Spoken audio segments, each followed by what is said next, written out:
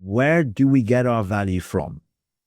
Where do we get our identity from? And what I discovered as I've gone through this journey of discovering the restored first love and identity, that I was getting my value and my worth and my identity from what I was doing. And therefore, if I didn't do it, then I struggled with how I felt about myself.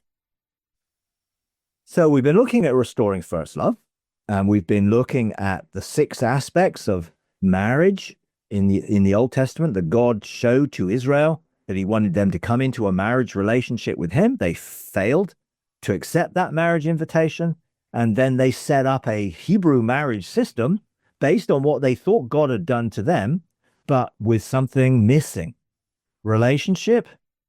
And when it comes to relationship, based on contract rather than covenant.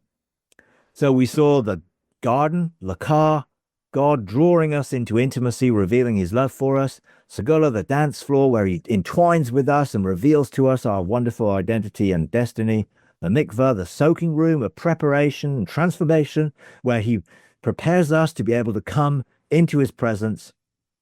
Then the ketubah of relationship, which for me, when I did that ketubah, I completely got the wrong end of the stick and did it out of the soul. And then the betrothal, the kiddushin, the betrothal dark cloud of surrender, and eventually the huppah, the bridal chamber, the consummation of coming into a deeper and deeper relationship with him. Now, I was on a journey to have my first love identity revealed. Therefore, my false soul identity needed to be exposed. I didn't know who I was, and therefore I didn't know what I was doing in the power of the soul. The soaking room began that process, and the dark cloud completed it. And today I want to talk about that dark cloud experience and what led to it and how it outworked and completely changed and transformed my life. The Father's goal was intimacy and union, which is represented by marriage, and a consummation in the bridal chamber, which will take us into a face-to-face experience of God's person, way beyond just his presence. Now, I reached the point on my journey where the soaking and the fire preparation led me, or God desired to lead me, to a bridal chamber consummation, and so much deeper intimacy and truth and knowledge than I could have ever imagined or thought. But first, there was the dark cloud of separation and reintegration of my soul and spirit, which brought total surrender of my soul, which was probably one of the hardest things I've ever gone through in my life, but the most beneficial, I would say. If you enjoy these videos, would you please take a moment to like, comment, and subscribe? It really does help. Thank you very much. So as I went through the process of transformation, it revealed the need for that separation and reintegration of my soul and spirit. It showed me the thoughts and intentions of my heart, which were so soulish that I was shocked by my own reactions when God put me to the test. And he put me to the test for my own good, and for knowing that that was the only way that he would truly be able to bring me into my true identity and reveal his true nature to me. But it was so hard. The motives of my heart were mixed, and some of my intentions were directed by the programming of wrong religious belief systems that I had. Those intentions were brought to light by my seeking to make a ketubah, a marriage contract with God, rather than entering into the new covenant that had already been prepared for me to be in and included in.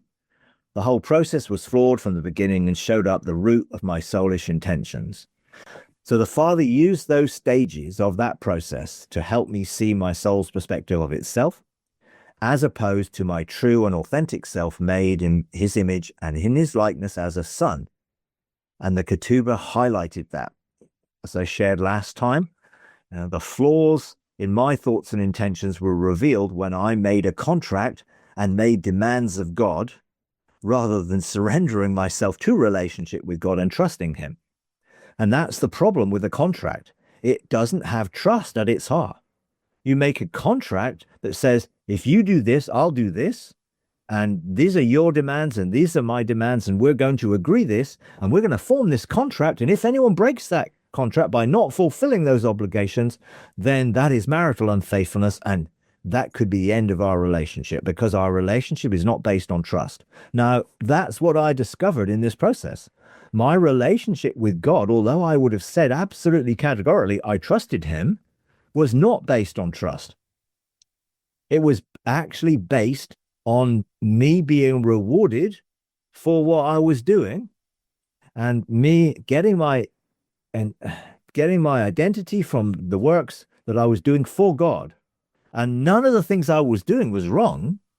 I was doing them from a wrong motivation, driven by my need for self-validation, and that I could trust God when I knew what he was doing.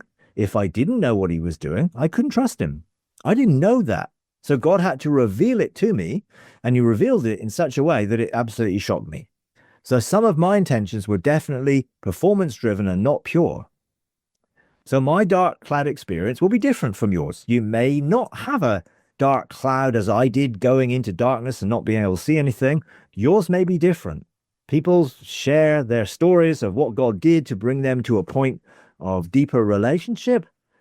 But we all, I believe, have to have our soul and spirit separated and reintegrated, because we're all born into this world with our soul gaining information from the outside in and shaping how we think about ourselves, how we think about the world, how we think about God.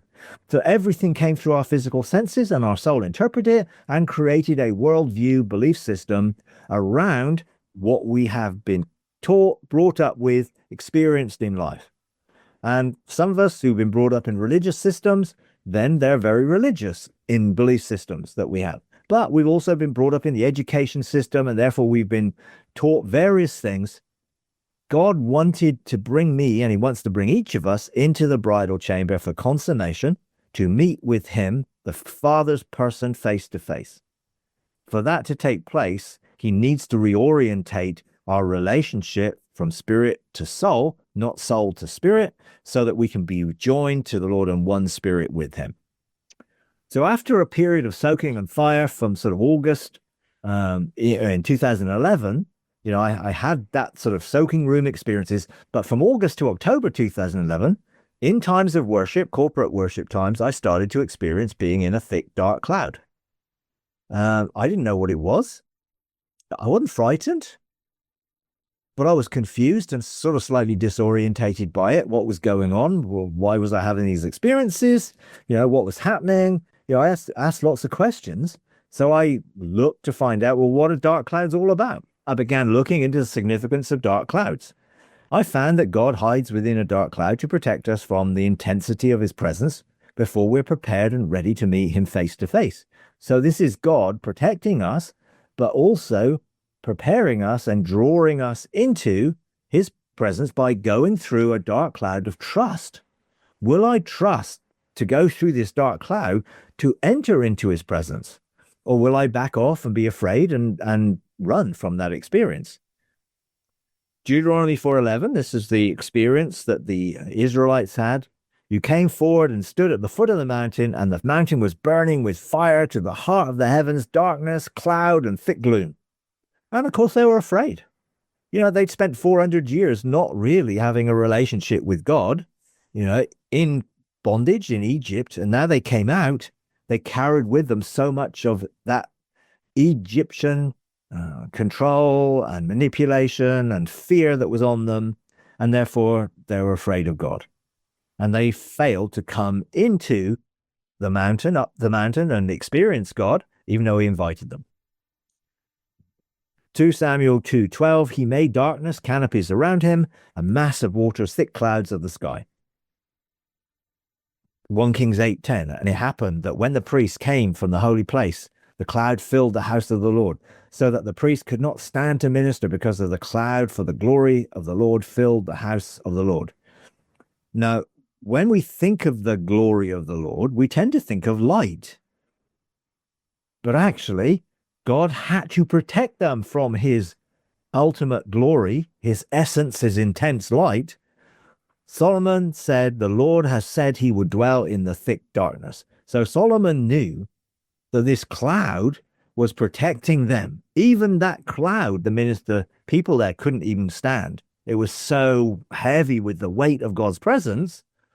But within that dark cloud, when God came and occupied the Holy of Holies within that dark cloud, he protected them from the light of his presence until Jesus came to reveal the light as the light of the world, to reveal the true nature of God. Psalm 18:11, he made darkness his hiding place, his canopy around him, darkness of waters, thick clouds.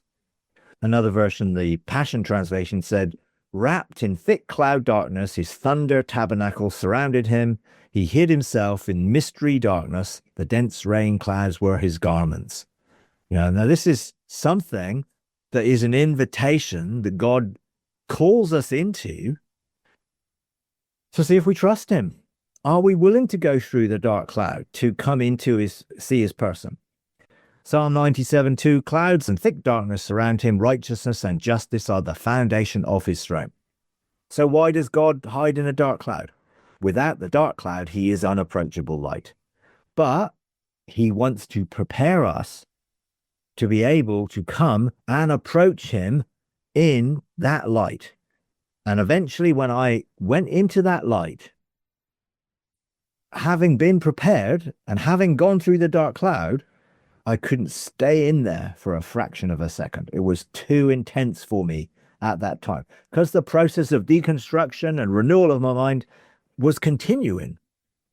But I went back, and now I dwell in that approachable light, within the realm of light imperfection. I dwell there, I abide there. It's my dwelling place, it's my home, constantly, continually. That could only happen because I went through the dark cloud, because my soul and spirit were separated, reintegrated, I was reconnected, so I could dwell in the realms of heaven continually. So thick and dark are the same actually word in Hebrew, and mean that God is unseen or hidden from our direct sight until we are ready and prepared to meet him face to face, which is our destiny and the purpose of restoring first love. God does not want to keep us at a distance, but he wants us to be safe and secure in his presence, and that requires us to go through some transformation. I encourage you to just close your eyes, get relaxed. You may want to lie down. You can relax your body. You may want to start focusing on your breathing. You breathe in slowly and hold it. And then breathe it out slowly. And as you're breathing in and breathing out, you start to focus your thinking on God, the Father, who is love. And as you begin to breathe in, you're breathing in unconditional love. The love of the Father for you as a son, as a daughter, as a child. Breathe it in. And as you breathe it in, that unconditional love begins to flow through your whole being, touching every cell of your body, your mind, your emotions, the whole of your soul, spirit, and body, so you can be still and let God love on you. Let him show you how much he loves you. As his love fills you, as joy and peace come and overwhelm you, cocoon you, all of his being is begin to flow in you. An atmosphere is around you, a cocoon of love, joy, and peace that you're just resting in, relaxing in. Be still. Wait. Just rest. Just wait expectantly. Whatever God wants to do with you right now, this is a safe place. You can get out of that boat figuratively. You can choose to abandon yourself, sink into that vast ocean of unconditional love. where God's love is so strong, so powerful that you can trust him, that he's a good God, that he wants the best for you. Just go deeper and deeper into that love as he restores that first love to you. You can sink deeper and deeper. There may be things around you that you sense or feel. Be willing to go deeper and deeper into love.